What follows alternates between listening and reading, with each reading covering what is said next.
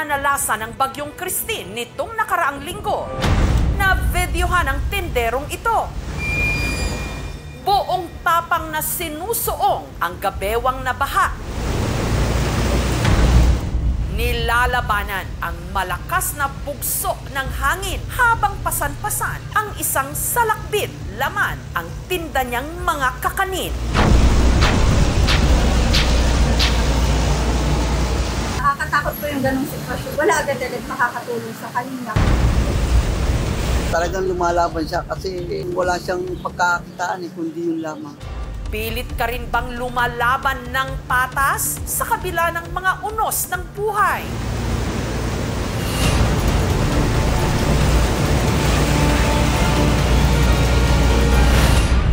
Hinanap ng aming team ang viral na tindero. Base sa nakalap naming lead, siya'y taga Calamba sa Laguna. Kilala niyo po yung nandito po sa video? Ito, Saan po? Dito po. Dito po ba yung putuhan ni Baby po? ay opo, tindero ko po yan. Hanggang may nakapagturo sa kanila sa bahay na ito. Siya si Randy, ang tinderong pilit naghahanap buhay.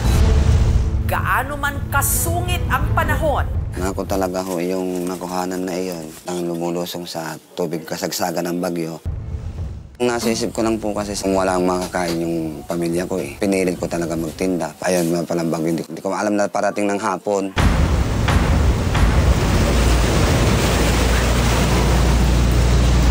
ayaw daw talagang pagtindahin ni Jovemy ang kanyang mister nung araw na yon, lalo't masama ang panahon. Pero naging mapilit daw ito. Sabi niya, wala tayong kakainin pag hindi ako lumabas. Sabi ko, basta ingat lang sa pagtitinda. Ngunit sa kalagitnaan ng pagtitinda, tumindi ang bugso ng hangin at parang wala ng bukas ang buhos ng ulan. Yan lagayan kong huyan eh. Nakabalanggot sa akin.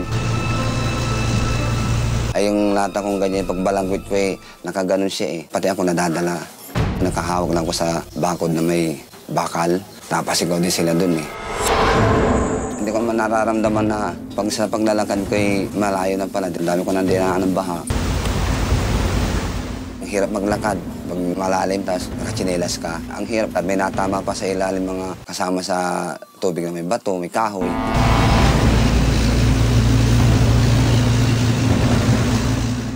Pag nasabayan mo yung sasakyan kasi, papalo sa'yo yung alon niya. Siyempre madadala ka. Nakakaramdam naman po ako ng takot kasi po hindi po talaga siya nag-update maghapon sa akin. Baka mamaya po may magliparang mga yero. Naubos naman ni Randy ang paninda niya nung araw na yon. Pero nung pauwi na siya, lalong nagngalit ang Bagyong Christine. Palakas o ng palakas, eh siyempre kinabahan ako. Buti nakahawak ako doon sa gutter. Kaya nung paghawak ko, napatigil ako. Nung narating na ni Randy ang barangay Halang sa Calamba, doon na siya na-videohan ni Shamilay. Hindi ko naman alam na ako yung nakukuhanan pala ng video. Hindi nire-diretso ako. Nakita ko po si tatay nung nasa labas na po ako nung dahil pinalabas na kami nung coffee shop dahil tumataas na po yung level ng tubig po. Sa awa ng Diyos, matapos sa pakikipagbuno ni Randy sa puot ng kalikasan, ligtas siyang nakauwi. Nung dumating naman po siya, sabi ko, salamat Lord at wala naman po nangyaring masama sa kanya. Nung mga oras na yon, nagva-viral na pala ang video ni Randy. Mare, di ba si pare to? Pinakita lang po ng kapitbahay po. Naiyak po ako kasi po yung hindi ko po akalain na ganun po yung sinuong niya pong baha nung pauwi na po siya. Ang kinatatakot ko yung hindi ako makauwi, hindi ko makita ang pamilya ko dahil sa bagyo na yun. Kahit pagod ka na,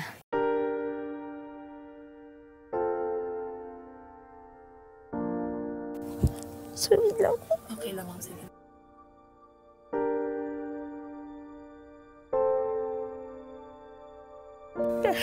Kahit pagod na po siya, hindi po niya alintana yung pagod po. Para lang po, maibigay po, ma-provide po yung needs namin sa araw-araw po.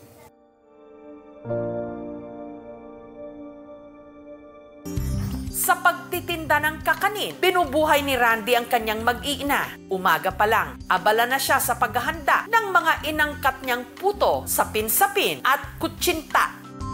Prepare ng yan, ganyan, paninda. Ikakarga mo sa lagayan mo sa ganyan. Alis ako ng alas 5, alas 6 na umaga.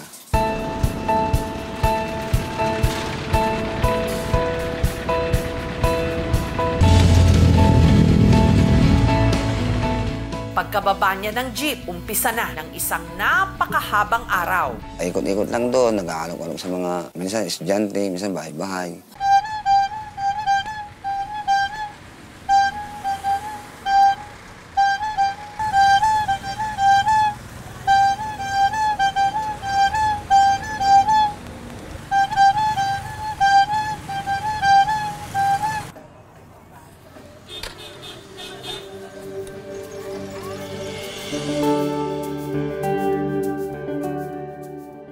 Magdidilim na nung naubos ang paninda ni Randy. 500 o 600 ang may uuwi kong malinis sa pamilya ko. Ang kininta ko, nire-remit ko sa asawa ko. Bibili po siya ng mga pang-ulam, siyempre, kuryente, tubig, baon. Pero sa totoo, sadyang hindi sapat ho yun kasi biglang may gagastos siya sa school.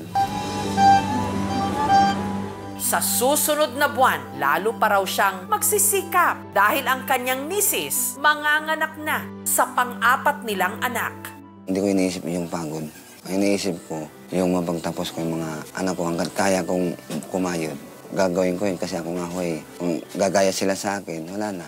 Ngunit may mas malalim palang dahilan si Randy kung bakit sa Calamba niya piniling tumira at magtinda. Habang nagtitinda ako dito noon, hahanapin ko pa rin yung mga magulang ko. Sa Pangasinan lumaki si Randy. Puro hanap buhay lang ang nasa isip ko noon. Kinuha lang akong magtitinda ng biltong doon sa Makati. Sa tiyuhin ko. Hanggang may ipinagtapat daw sa kanya ang kinilala niyang pamilya. Ang sinasabi nila sa akin, pinampong ka lang sa amin. Hindi ako tunay na anak. Ang kanya raw tunay na ina, tiga Calamba sa Laguna. Nung umalis daw yung babae, wala daw binigay na pangalan. Basta ka na lang din inlebo na parang tinapay. Pagtuntong ng 17, binuhay na ni Randy ang kanyang sarili. Nagtinda ng kakanin sa Laguna sa pag-asang maipagtanong-tanong niya ang hinahanap niyang ina.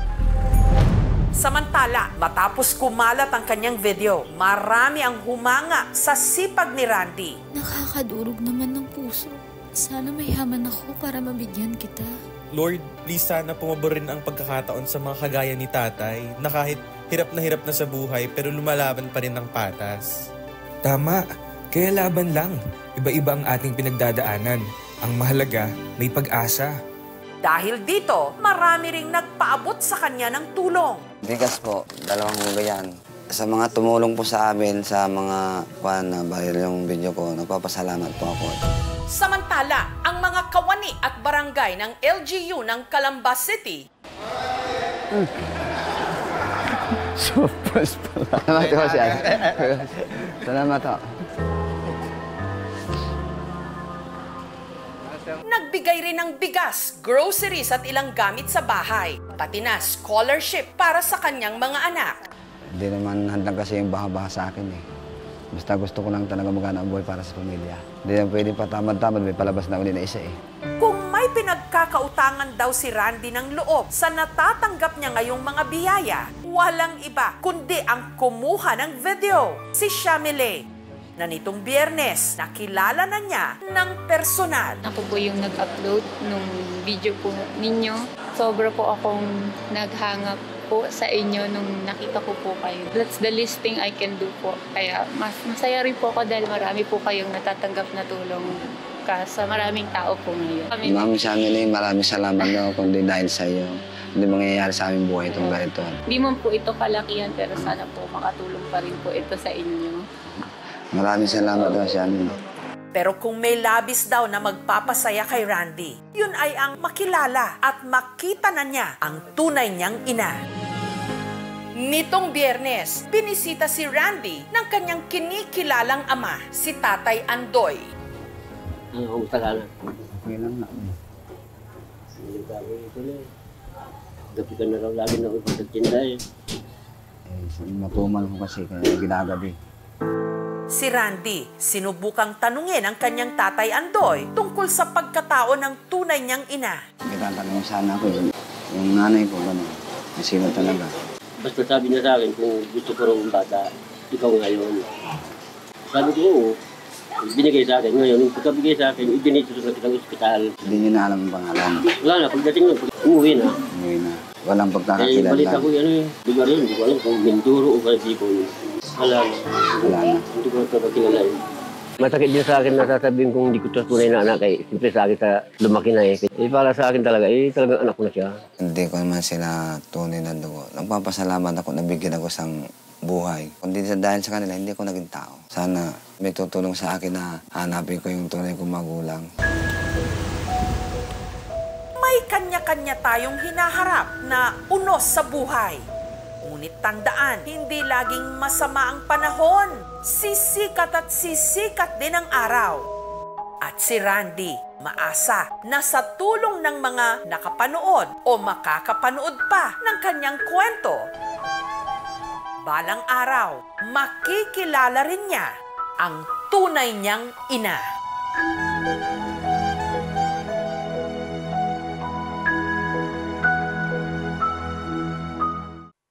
Thank you for watching, mga kapuso. Kung nagustuhan niyo po ang videong ito, subscribe na sa GMA Public Affairs YouTube channel. And don't forget to hit the bell button for our latest updates.